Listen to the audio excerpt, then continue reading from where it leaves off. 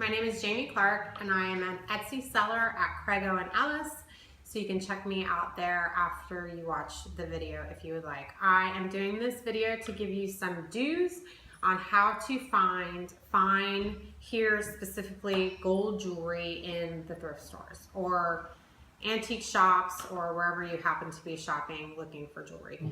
So I've got a selection of stuff here, and on every piece of jewelry, every piece of jewelry I have here I found in the thrift store. So if you think that there's not good stuff in there, there absolutely is. You just have to look through everything and know exactly where to look to find a gold mark. And on almost every piece of jewelry I have here, it's in a different spot. So I have 4 necklaces, a pair of earrings, I've got some pearls. The pearls are a different spot. One thing that I can tell you to do for sure is if you see a clasp that looks like this is called a lobster claw clasp. It is almost exclusively used on 14 karat gold and sterling silver jewelry.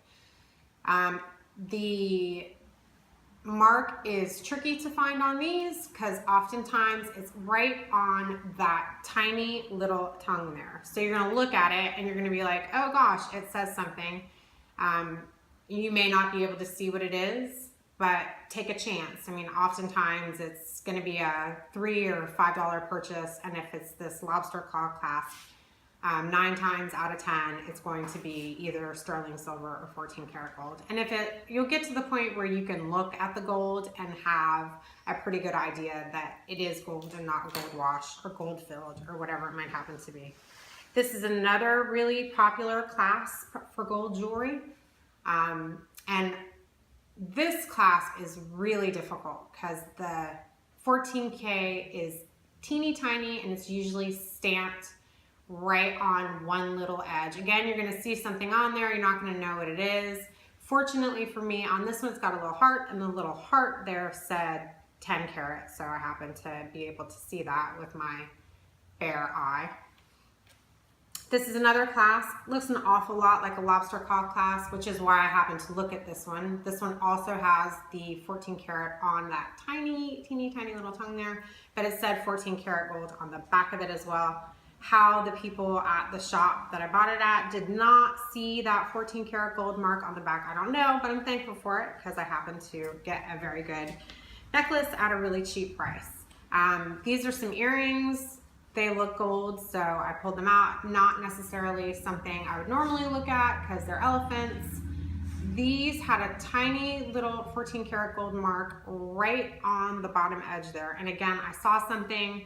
I couldn't necessarily make out what it was, but I figured I'd take a chance. They were about $5, so I brought them home. Turns out they're 14 karat gold and emeralds. Those are little emeralds on the back of the elephant. Pearls and beads.